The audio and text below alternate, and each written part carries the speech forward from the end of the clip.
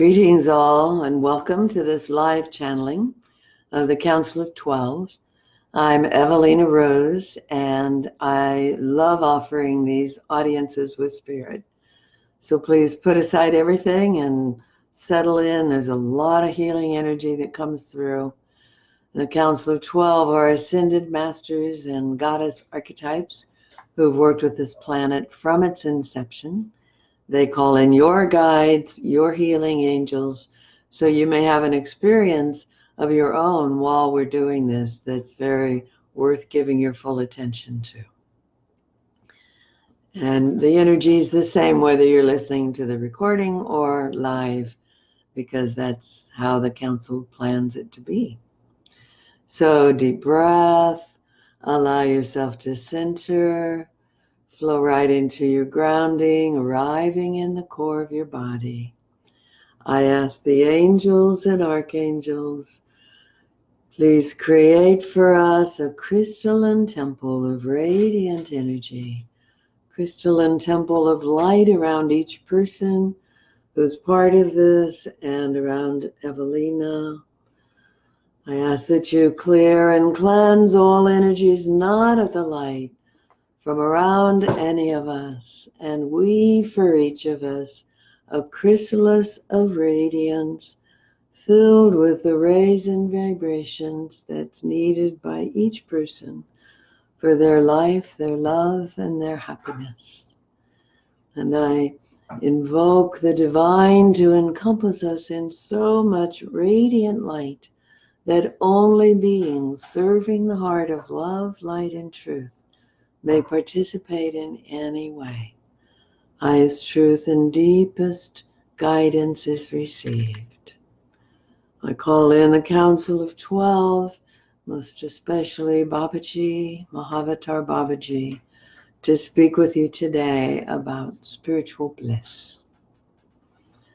You can put your questions in chat, and I'll be giving them.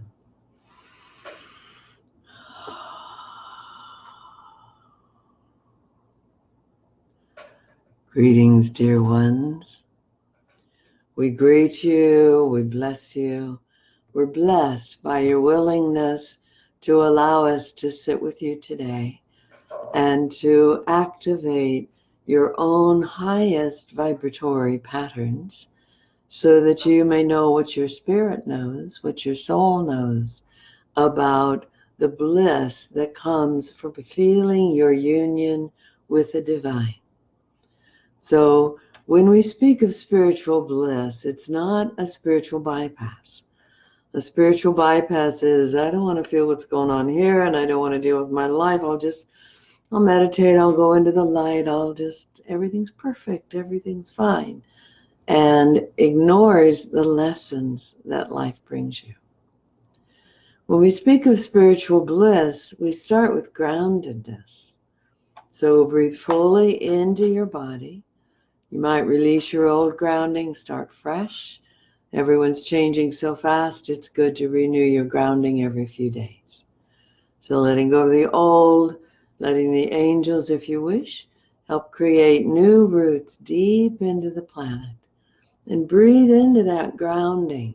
So you have a feeling of, oh, my body, which is of this earth, is grounded into this earth. That allows whatever you do spiritually to affect your physical life, to inform your body, to enhance your body. It's a blessing to your body when you have your deep grounding. So sending your roots maybe into crystalline structures or tourmaline, and just let them anchor around the striations in the tourmaline or the planes in the crystals. So you have a feeling of really being rooted in the earth. Then you can breathe in and release whatever's gone on, your week, what it's taken to get here, anything that's troubling you into the earth. Do that for a few full breaths.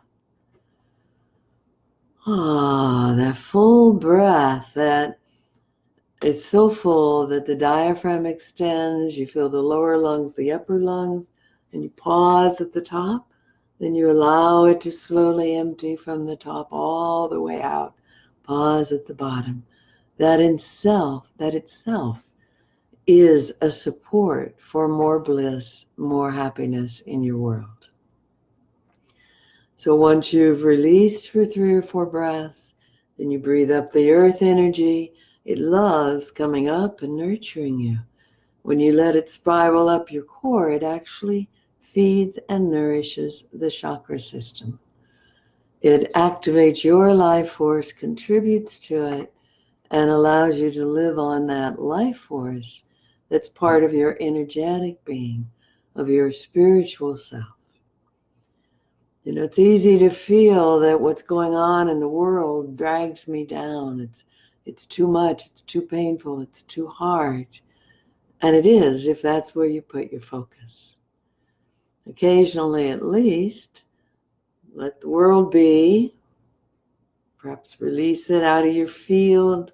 Let the angels clear it out in every direction. They love to use their wings to do that. And then bring yourself all the way in and into this deep, deep grounding, this rootedness in the earth, and then being nourished by the earth. And once you're really in your core, it becomes magnetic. It draws you in and releases others. So the more you inhabit your core, the more you can inhabit the light of your soul. It seems antithetical one to the other, but they actually go together really well. And we think you'll see that today. So you're grounded in your core and then reaching into the light of your soul, staying in your core. Allow your light to spiral down your center, follow it in, and bring yourself all the way to the core of your body. If you've watched many of these, you'll know we often do this visualization.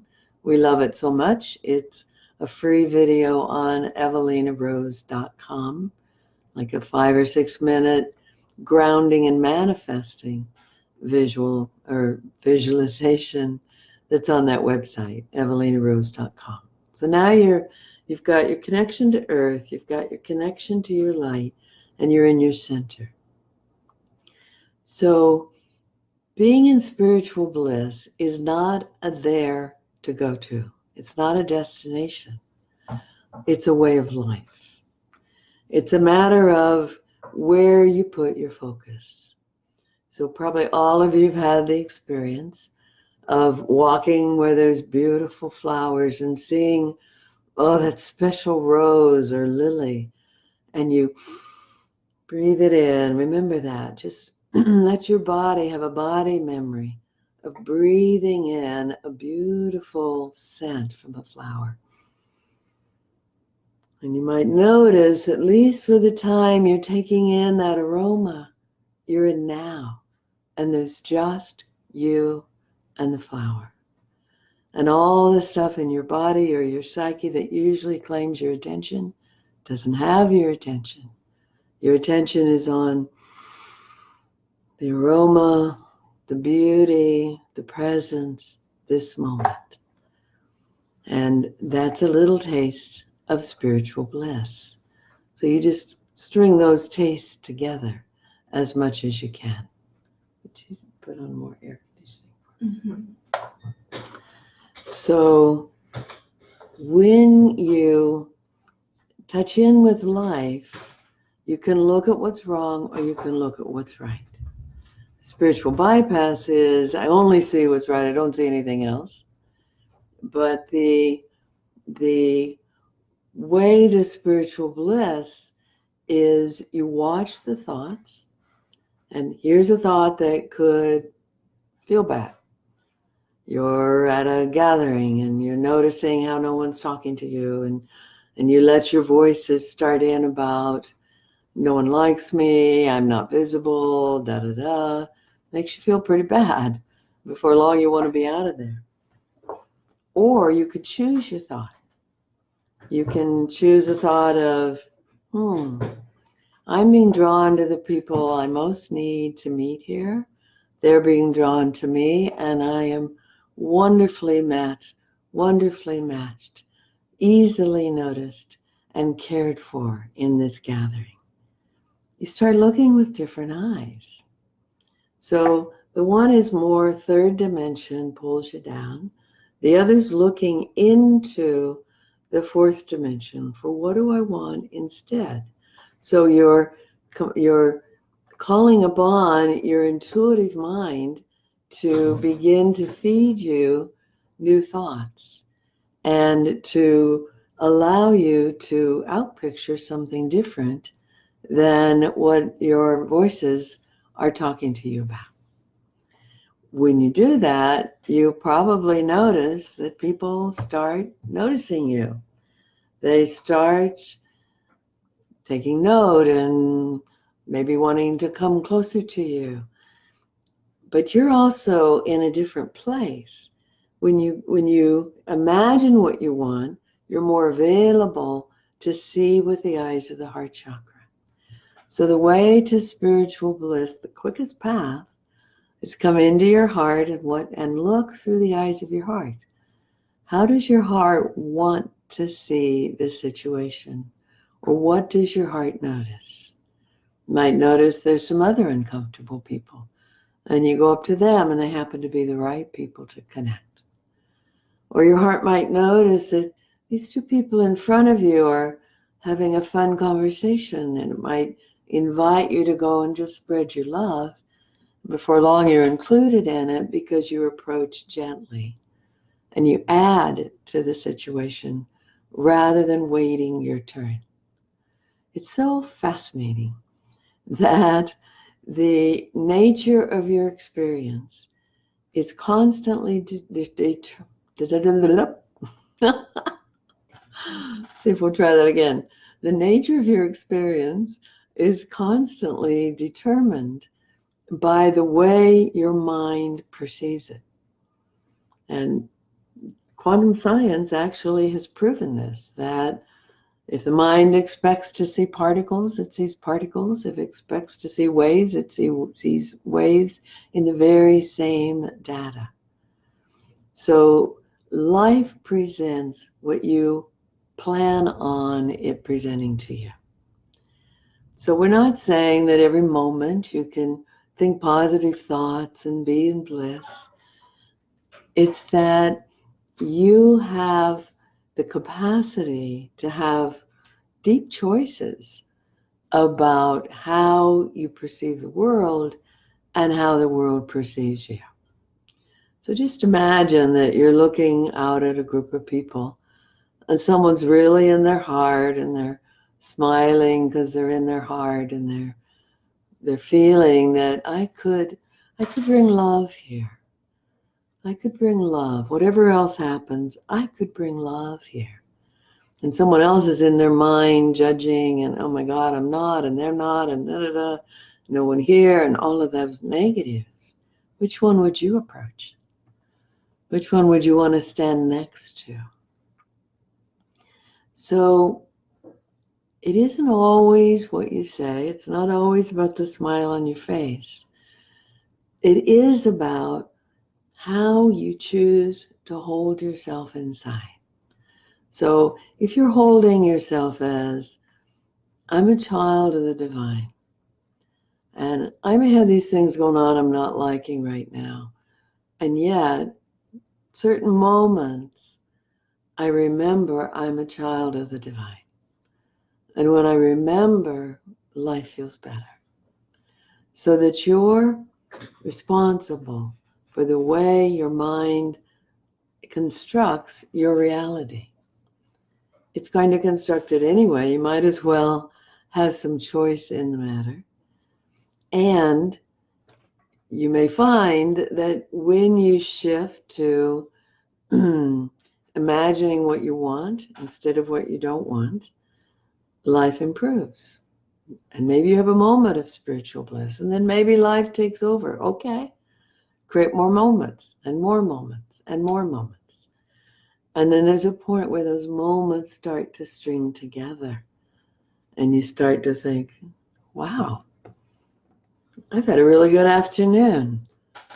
I feel good about myself. Yay. So celebrate that. Many of you grew up in families, probably 52% of the American population at least, grew up in families that weren't very happy. And if you were happy and exuberant and joyful and full of vim and vigor, it might have threatened those around you. They might have felt, something's wrong here. I need to be like that. Or I don't want to be like, I'm not like that. What's going on? Why are you bringing this into my field? And you might actually get anger in response to your bliss. So you're joyful and somebody says something to shut you down a bit because two things. It threatens to open them, and that may feel dangerous because in their childhood, maybe it was dangerous to be open to their joy or their bliss. And the other thing is, it may remind them of what they lost, and then they feel really sad. So just know that and have compassion for the fact that may have been true in your home, maybe true of the people around you even now, and you still get to have your joy. And you can go into the forest and run and play and have your bliss. You can feel it inside. Or if the other says something to put you down, you can say, ouch. You know, I want to invite us to be kinder to each other. And then let it go.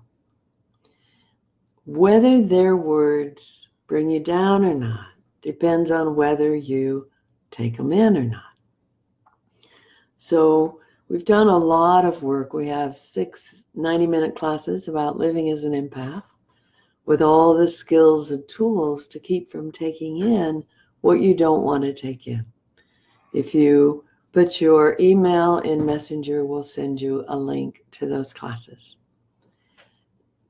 The reason we mention that is that you want to learn to build a sovereign field around you so that you're in your light bubble and you're not in a protective way, not I'm shielding against the world because now you're projecting the world as dangerous. But I'm sovereign. This is my bubble.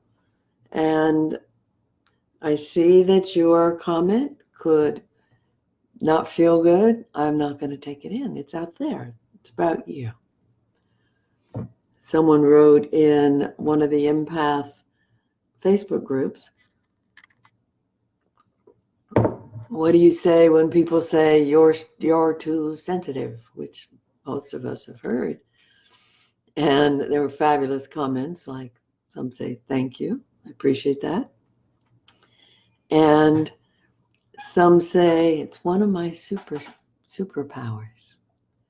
So a person can say something negative and you can advocate for yourself and even make it kind of funny if you want, which then tends to stop that thread between you. Either they joined you in feeling better or the humor, or they change the subject or do something else. But if they're going to put you down, let them do something else. What we're saying is that what another person thinks about you is the output of their troubled mind. If it's negative, that's probably how they talk to themselves. So you get to let them have their negativity without you taking in their negativity. So they say, you're just way too sensitive. And inside you go, yeah, I worked hard to be sensitive. And you might say that. You know, I've cultivated sensitivity. I love that about me. And then they get to deal with what they deal with, but it's over there. It's not about you. Most of what people say to you isn't about you. That's not to say you never listen to feedback. In honest feedback, which isn't that kind of judgmental, you're too, it starts with a you, but honest feedback, like, you know, I want to share with you something that happened for me when we had that conversation yesterday. And if they're good at communicating, they'll negotiate willingness. Are you willing to listen, or is this a good time? That kind of feedback May not be 100% true, but it has a kernel of truth in it.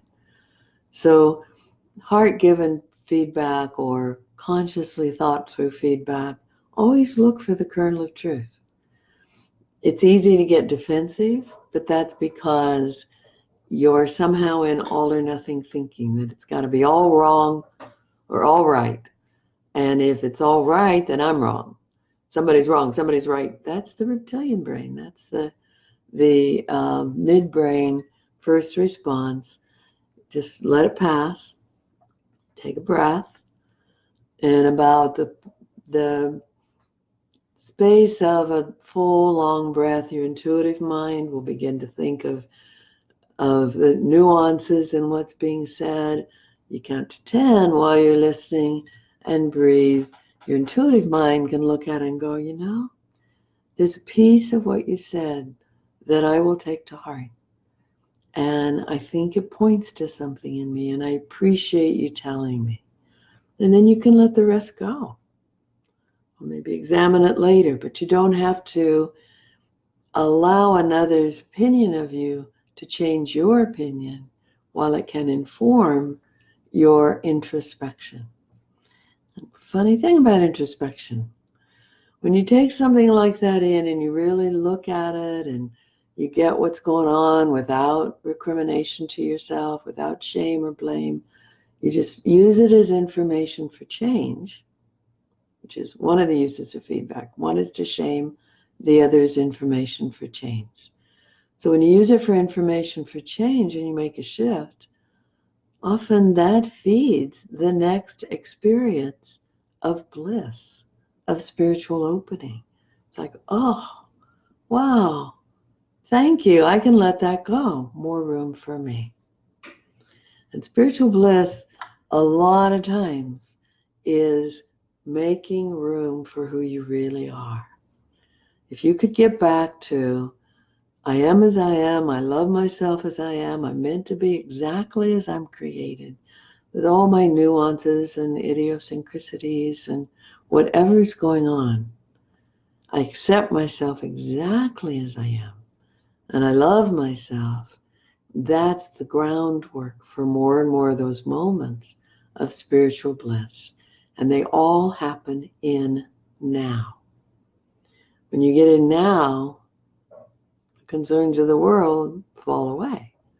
When you get in now, you open to your light and you open to your grounding. Feel it. Right in now, deep breath, feel your grounding, open to your light, breathe into now, feel your heart. Just now. Just now. This moment. This sacred moment. This sacred moment.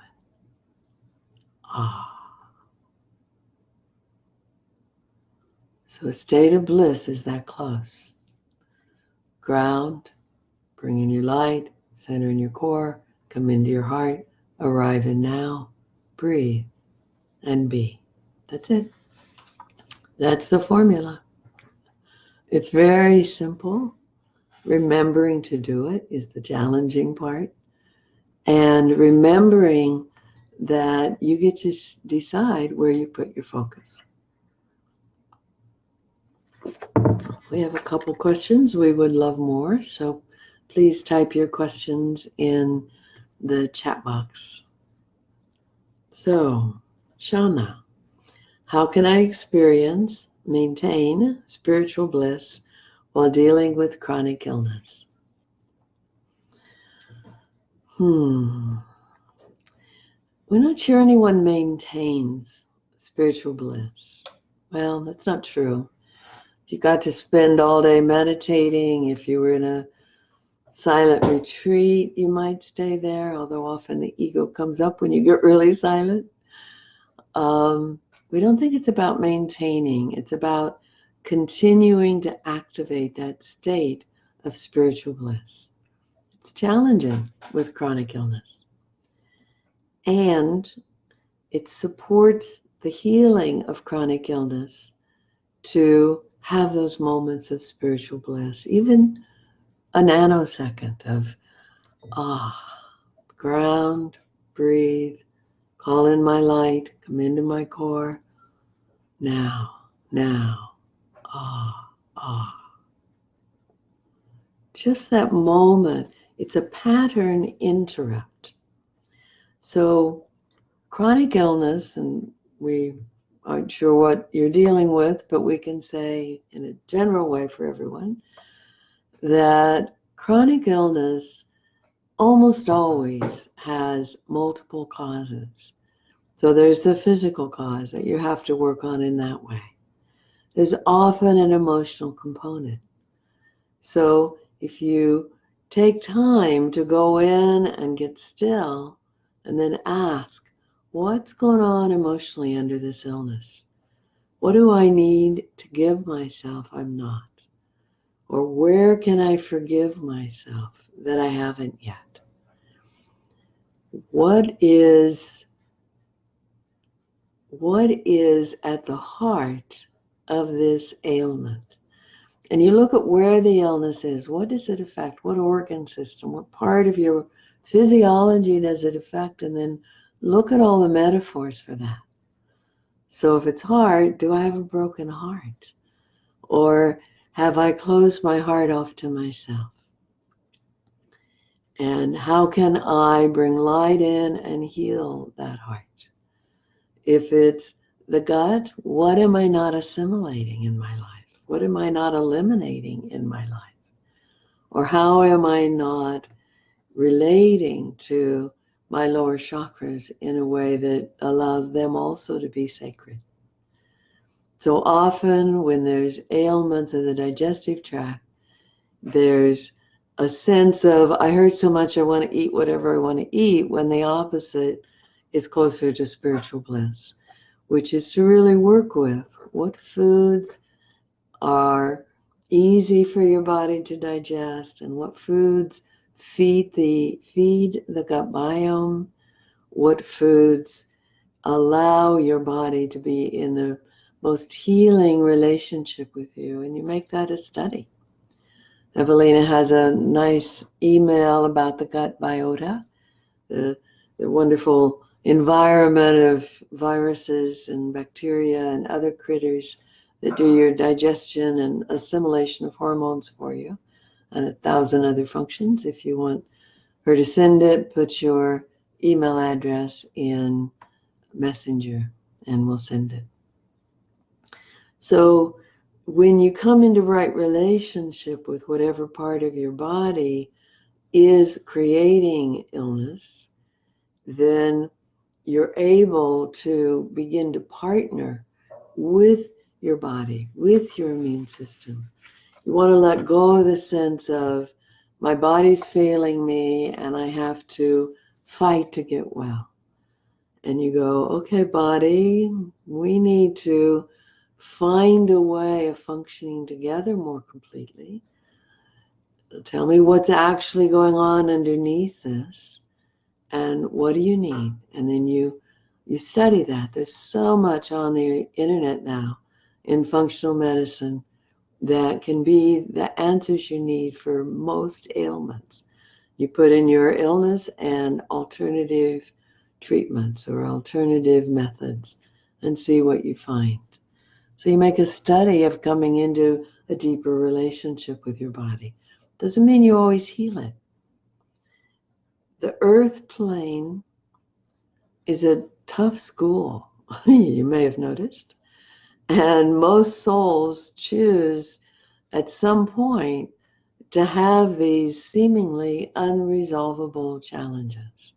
Bad accident, a cancer, an ailment, an illness, a dysfunction in some way, mood disorders, something that forces your growth and keeps bringing you up against,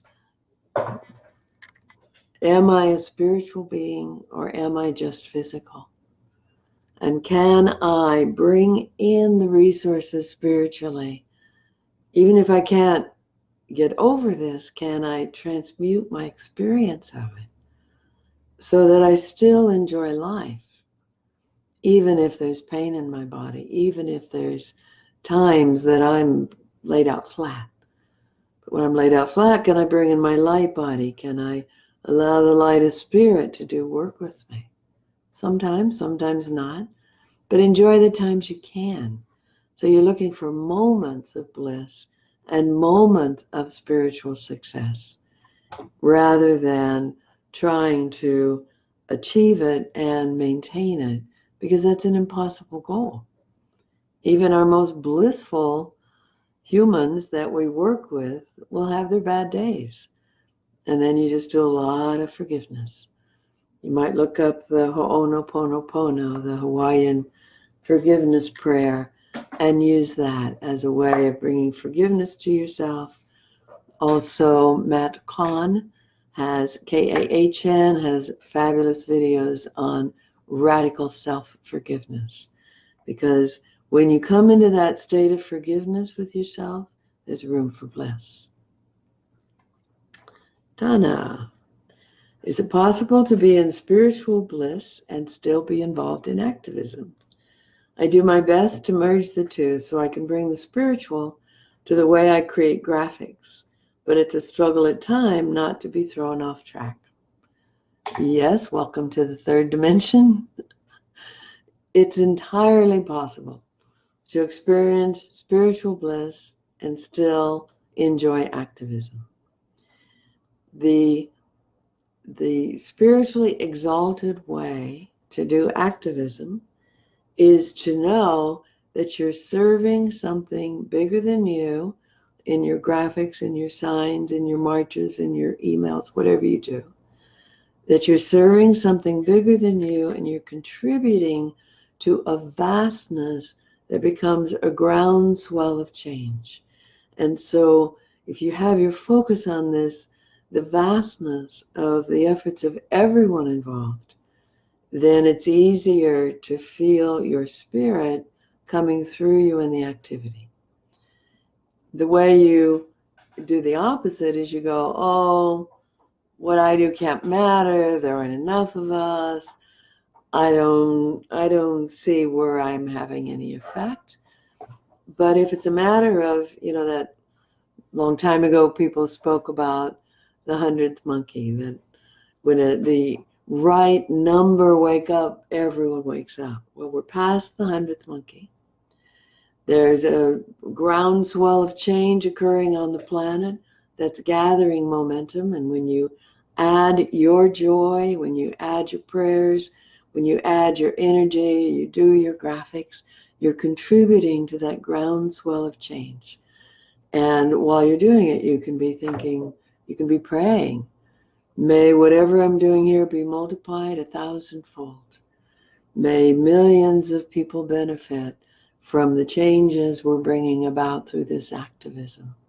And may light reign supreme on the earth. So then, yeah, you can sit there in total bliss. You can be in a march and be aware that I am here representing light. The light's flowing through me in the middle of all of this. And you can check yourself, because if you start judging other people, then you're in spiritual bypass. But if you're really grounded and connected to light, you'll just love everyone. And you'll be bringing love to the situation. It's great to bring spiritual bliss into activism. Go for it. So, Hannah, I'd love to know about pain. How does the experience of pain benefit us in growth, evolution? In what way is pain serving us? What is the source of pain? Has it originated from the existential wound as an experience of being in the body? Does pain exist outside the body as an energy in its own right? Anything you're inspired to speak regarding pain? Wow, important questions. Pain is the mind's interpretation of certain stimuli in the body, certain experiences in the body. It doesn't exist outside the body. because it requires a mind to interpret. So there's something that a part of the body sends out these signals, and the mind goes, oh, pain. If you tighten to it, you'll probably get more experience of pain. You can play with this about the mind interpreting something as pain by doing the exercises of bringing in the light body. There's a video on evalenarose.com, calling in your light body, although it's really activating the light body. So for everyone who's listening, imagine right now that you can shift your focus to the light of your being, your quantum light being self, and let it turn on a light in every cell in your body, as if a light bulb goes on cell by cell by cell by cell, and you allow your light body to take up residence in your physical body. And then ask your light body to inform your pain body. And you may notice just by tuning in to your light body, there's less pain. So what happened? Did the sensations get less? Did the interpretation change? Or by shifting your focus to the light body, which always is present, always can be perceived, by shifting that focus, you shifted your relationship with what was seen before as pain. If you add the Kundalini to this experience of the light body, so you deeply ground, you open to your light. It's helpful if you know Tantra or Kundalini processes. So you breathe and undulate, and you bring the Kundalini up into the body, and then imagine breathing that to the pain. Let's say you have a sciatica. So you build a little charge, and then you breathe it down the side of your leg. It can often erase sciatica. So pain doesn't have its own existence. Seems like it when it's running things. It seems like it, but it's where you're focusing. So you shift your focus to your life force and to your light, and you offer it to the pain body. The pain may disappear, it may lighten, may not. Take some practice. And when you get practiced at it, you can often erase or at least ameliorate your pain by tuning into your light body. So pain doesn't have its own existence, doesn't exist outside the body. So what does the experience of pain, how does it benefit us? Pain calls your attention. It says, you're a spiritual being in a physical body. Your physical body wants something from you. It may be calling your attention to the fact you're really low on certain trace minerals or certain elements that you're not digesting from your food. It may be a wake-up call to take a deep, deep look at everything you're putting into your body and how you're using your body. Pain often leads to the need to do yoga or to do some kind of movement practice to activate the body, because when it's moved in careful, well thought out ways, it helps to bring the resources for healing to all parts of the body and diminishes pain. It's funny because when you're in pain, you tend to hold your breath, and the very thing you need to do is breathe very deeply, call in your light, connect with your grounding, get your resources activated in your body, and tune into your being and investigate, what is this pain teaching me right now? It's often a wake-up call for better self-care. You know, there's a certain phase of life that you may be able to do well in a body with benign neglect, meaning not paying attention to its needs and eating whatever you want, drinking whatever you want. But then there's a place where the pain grows enough that you go, oh, okay, I need to figure out what's going on here. And when you research it, you go, oh, I need to release that food and nightshades and sugary drinks and sugar. Oh, sugar. I can still have chocolate, not sugar. Okay, okay. So you learn ways to have things that still nourish you without the pain producing foods.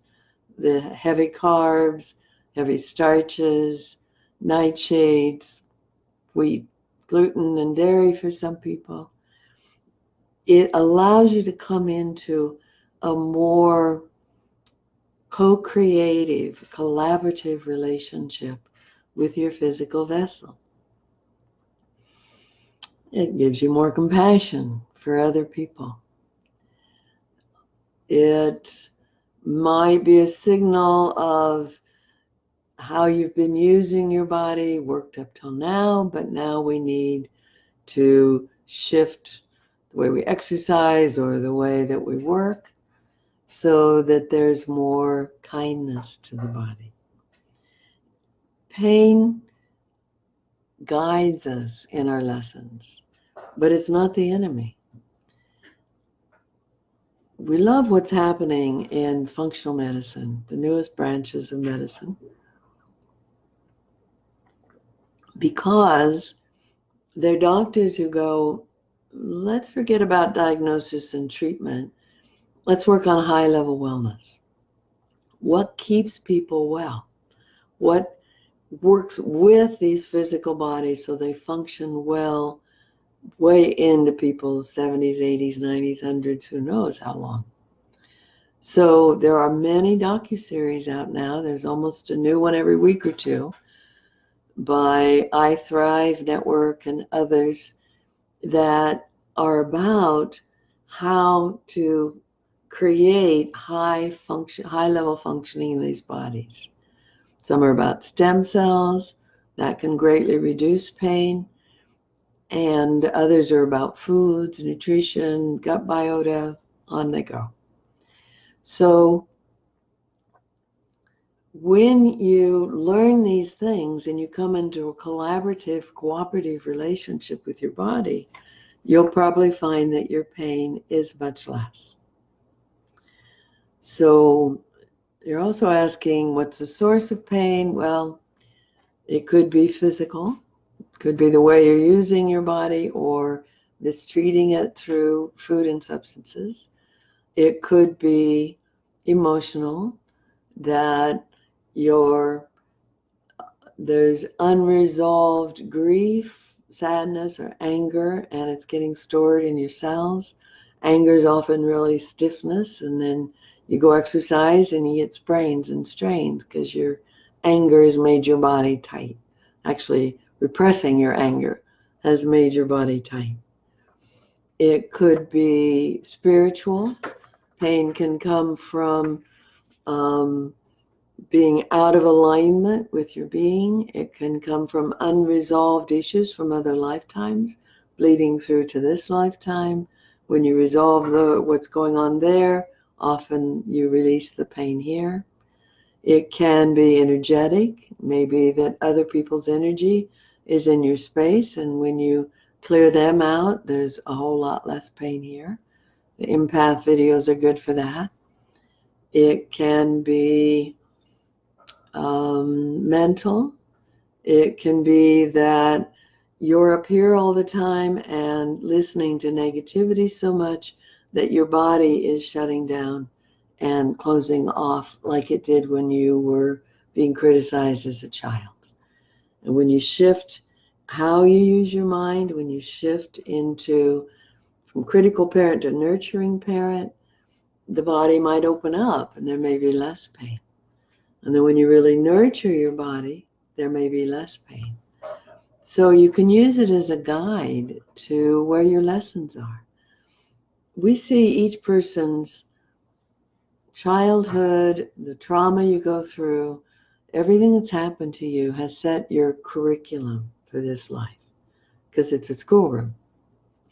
So when you look at it and you go, okay, so I keep getting that same lesson. So what's under that? What am I to learn from that? And you keep learning it at a deeper level. then you're using pain to guide you to your lessons and working your lessons. And then breathe and ground and center and come into now and feel the beauty of just being. So you remember you're a divine being. Yes, you're having this human experience. It involves pain, it involves turmoil, maybe illness, maybe other things that are really challenging tragedies in your life. And you're still a divine being. You can continue to connect into that. So, good set of questions. Not all pain originates from the existential wound of being in the body. In fact, some beings love being in the body. The wound comes when a being chooses to come into a family where they go into amnesia and they're raised by unconscious people. And so there's this divine homesickness of, it's got to be better than this. I know there's a better place. I know there has to be love somewhere. And so pain can arise from that feeling of, I'm not in the right place. I don't belong to this family. I'm missing something, in that angst of wanting the bliss of connection to spirit. It's about 10 breaths away at any moment. If you ground, like we're saying, you open to your light, you breathe deeply, you stay in now, you call your spirit into your body, maybe say some prayers. 10 full deep breaths, you're back connected to source.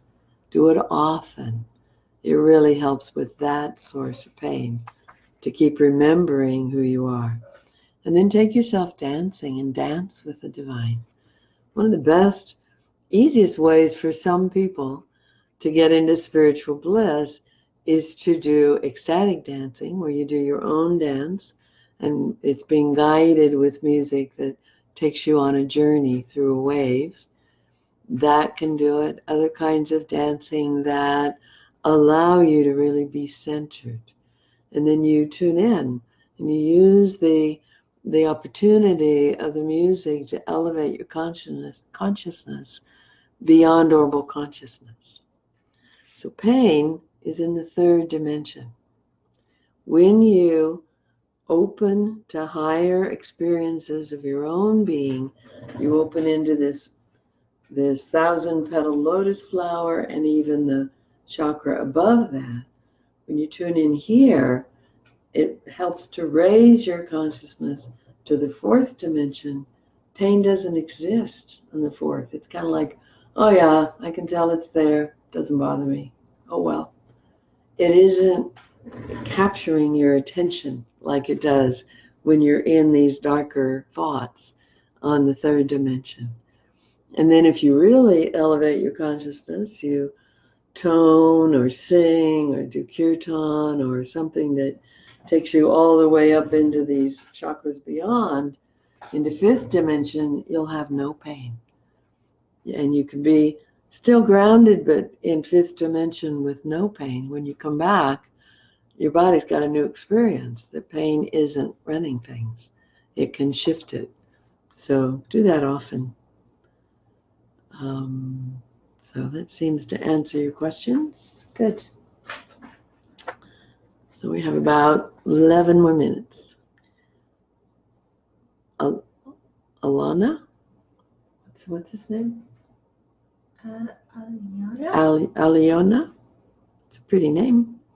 So sorry if we're not pronouncing it correctly. Aliona. How can I differentiate the voice of intuition, higher self, versus ego mind? Good question. The voice of intuition is often softer. It's kind. Ego mind is often a little harsher or louder and may come in with much more negativity than the voice of intuition. You can also, if you want to listen to your intuition, you can say, ego mind, I love you. You're really good at helping me deal with the world. And right now, I want to listen to my intuition. So would you come sit over here? I've got this nice pillow for you. Come sit on this pillow, take notes. And please don't speak to me right now, because I want to hear my intuition. And usually if an ego or conscious mind or both, sometimes you speak to the ego and you speak to the conscious mind, you give them each a pillow. If they're honored, if they're appreciated, they're often willing to be still. And you can say, I'm tuning into intuition. I don't think you have the answers right now, so take notes. We'll talk about it later. And then tune in. So conscious mind is going to feel like you're looking into your head for answers. Intuition is like you're looking into your being for answers. The voice may come like a thought in your mind, and it's often a little more resonant. We find that when people channel, that when they're talking in their own voice, it doesn't have as much depth, but when they're channeling, it's more resonant. Kind of that difference, even though it's your own thoughts. You can also ask, is this my intuition? Or is this God's truth? Or is this the highest truth for me? So check it out. And then ask again so that you are tuning into whatever you're asking with that sense of, I'm calling for the highest, brightest, clearest response. In fact, you can define it in that way. And thank you, mind and ego, for being still. And then listen to it. You also will find sometimes that your intuition or higher self will say things that you probably wouldn't have said to yourself. Either they're more kind, they're more full of praise, or a nuance of what you're looking at that's just a little more informative than where you might have been. So those are some of the ways to distinguish the two. And you can ask your higher self, teach me how to hear you. Teach me how to know when it's you, because I want that. 2 more questions. So we'll do these 2 and then complete. Thank you all. Francesca. As I and my soulmate, Dottie, who is in me for her healing, continue to clear dense lineage energies and bring in our lighter souls, I'm also working part-time, seeking full-time employment. Seems like a lot. After 10 months of searching, I've no job and barely any money left. I am desperate for guidance on a direction to take. Could you advise on a path?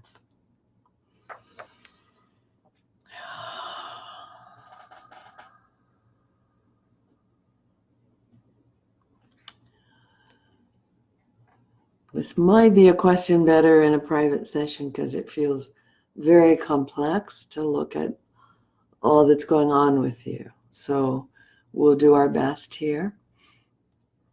We do feel that you want to sometimes bring your energy clear of Dottie's and ask Divine Mother to hold Dottie while you're coming into yourself, so that you've got a sense of I am me and she is here, she's being cared for. I think it seems that would help you to be more aligned with your job. Secondly, there is a meditation on EvalenaRose.com that ends with coming into your heart and creating an altar to what you want. We have a sense that you need to get a job, you know you should get a job, but you're not sure you want a job. So that's a piece to work, and coming into your heart chakra and finding a symbol of what this job wants to be for you. Maybe it's an overflowing chalice of money. Also, it seems if you call not just the job and the money, but I'm calling myself to a situation and I'm calling the situation to me, where I'm honored and appreciated where I get to make my contribution. It's recognized. I get well rewarded for it.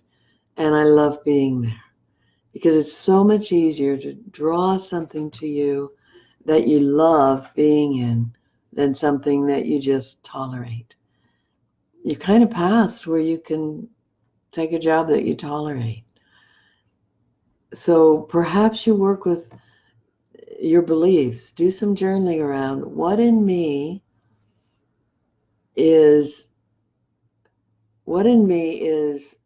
less than fully saying yes to this job. Where's the no? Where is the fear? And just journal about it. It's a funny thing when you journal out of fear, or go out in the woods and tell the trees about your fear, or the ocean, it's less. It controls you less. It's also a lovely meditation of imagining, once you bring yourself in your core, so you've got the roots, but imagining that you're like a lighthouse. So the earth is like the solid ground the lighthouse sits on, and then there's the core of the lighthouse, and it goes way above your crown. And when you're in your crown, when you're connecting to spirit, you're like the control center in the lighthouse. Some people like it in their heart. So you sit in your heart chakra. That's like the place halfway up. That's windows all around. So it might be your heart. It might be your intuitive mind. And you're visualizing yourself already employed. Great money coming into your accounts. People loving you. You loving it. It's close. It's what you want. You're being appreciated. And then really build the enthusiasm of that energy, and then send it up to the light at the top of the lighthouse. Turn it on, and with angels' help, turn it on, and then let it move around. So it's like circling. It's going to be way above your crown, but it's like circling in your world and touching the situations where you might be able to, where you could be employed. So when that light with your enthusiasm touches a situation, it might be a situation that isn't hiring today, but suddenly they go, it's time. Let's hire a person who, and then they describe you. And then their ad comes up, you see it, you connect, your work with the lighthouse and your prayers have actually drawn it to you when it wouldn't have otherwise existed. So that may be helpful to you to further your movement toward this work. We think it's clearing whatever in you isn't a yes and doing the imagery that allows the universe to find you for the very work that's meant to be yours and would serve you. All right, last question. Donna, is it possible for someone to heal their past if they have somehow blocked out something that happened to them as a child? It is. It's a little more challenging in that it's harder to locate the part of you that had that experience. But we often will find people that we're working with in readings who were traumatized way before they were verbal, maybe before their mind even cataloged it, or in so many ways that they had to block it out. And working with Divine Mother, we can still create healing. So a really good way is to center ground, come into your heart chakra, invite Divine Mother into your heart and into your energy field, and ask her for divine intervention. Ask her to send her energy back into your past, wherever any part of you is caught in time, any part of your soul essence is trapped in something that happened, and gather you up and bring you into current time. And then imagine you're sitting in your heart chakra, open arms, calling all these younger selves to you and feeling them coming to you and Divine Mother's lap.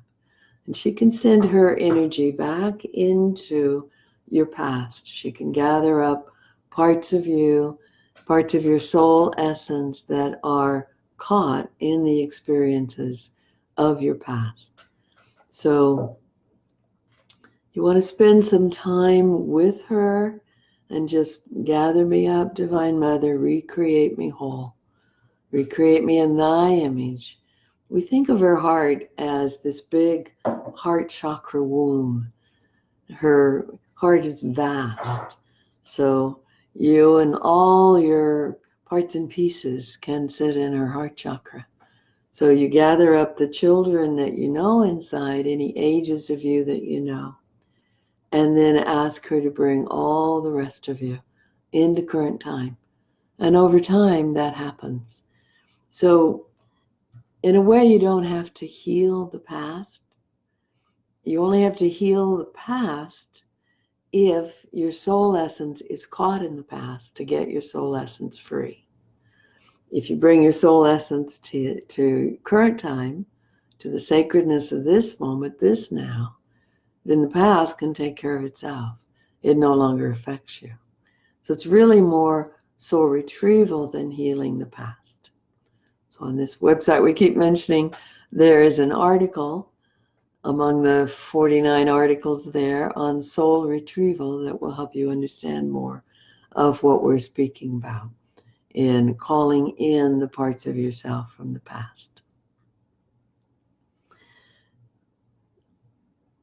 You know, there's been a lot of work in therapies, hypnosis, and so on, of trying to heal the wounded child in the situation where they're wounded, helping them feel the emotions, react to pain, go through it again and again until the energy is drained from it, but it still leaves them back there. So what we love is this new work that the Councils of Light have evolved into, of finding the soul essence that's in that scene, bring it out of the scene through space and time. And you ask Divine Mother, bring those aspects of me through space and time, all the way through space and time, and into my heart chakra, into your lap, into my arms, that all of me may be reconstituted whole. And then the past is whatever. It's just experiences. It only affects you if part of you is there. So it's retrieving all of your soul essence to now. And when you're all in now, we see a lot of hearts and likes because you know this.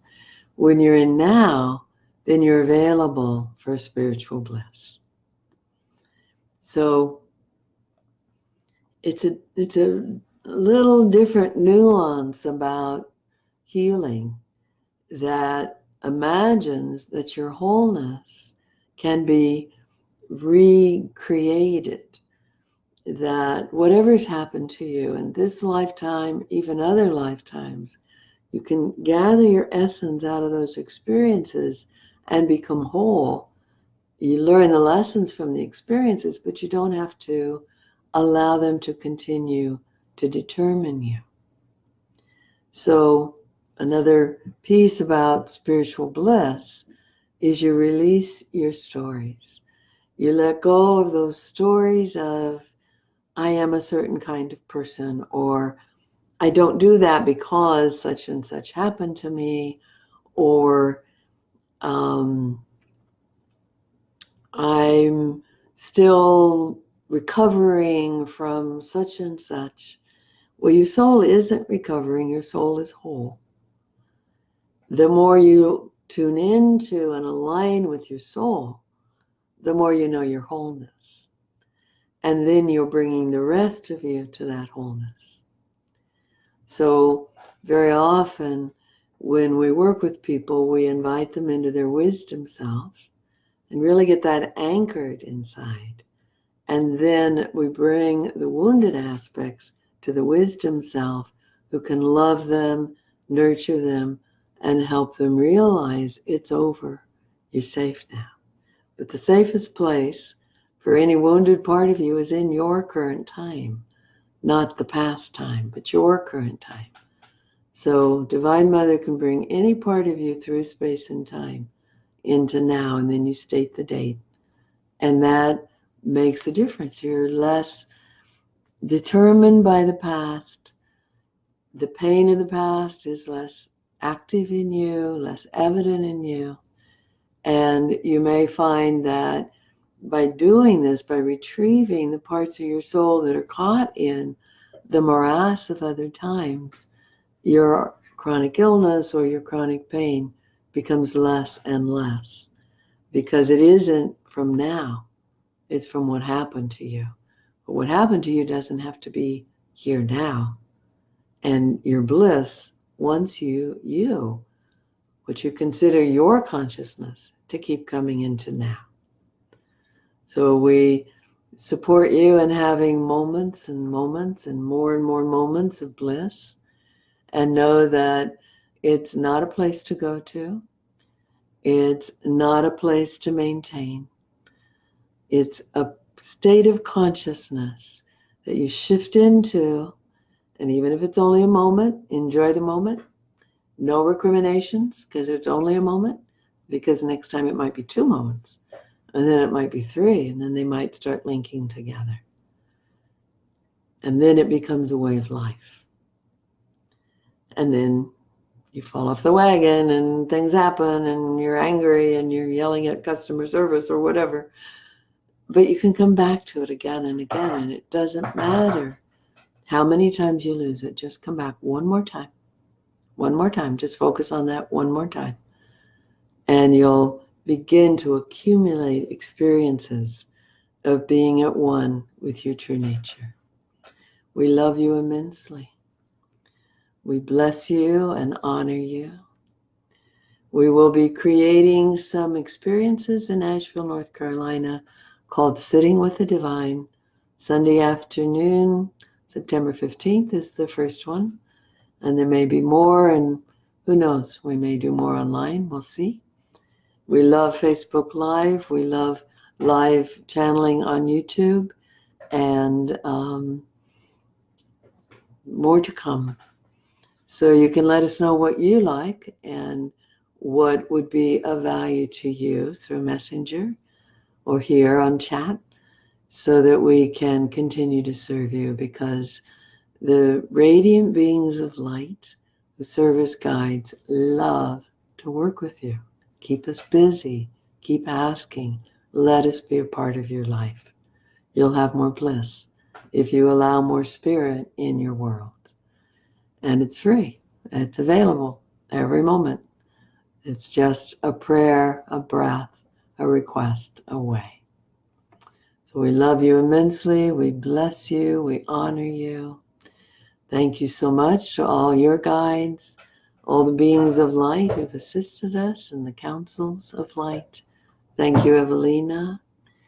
We honor you and bless you and ask these beings to help each of you find your highest destinies coming true with ease, grace, and bliss.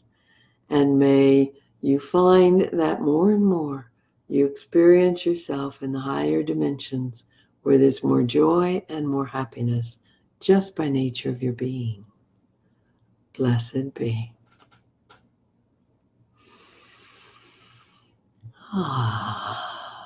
So thank you all. It's a joy to work with you. I do offer channeled readings by Zoom, by FaceTime or phone worldwide. Worked in 15 or 16 countries and over half the states at this point.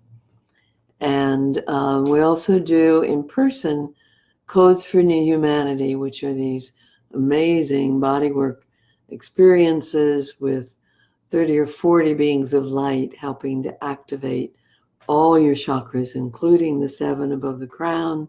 We work with the pineal, the pituitary, up-level your consciousness so you're more living in 4th and 5th dimension. So those are exquisite experiences. If you live other than Asheville, some people come for an intensive, and we can do 3 or 4 during a week that you're here. And changes your life. People are saying it's phenomenal how much they've shifted from doing these codes for new humanity work. My original work was metatherapy. It's very metaphysically based therapy that assists you in accessing your inner voices, working with sources from spirit, from your being.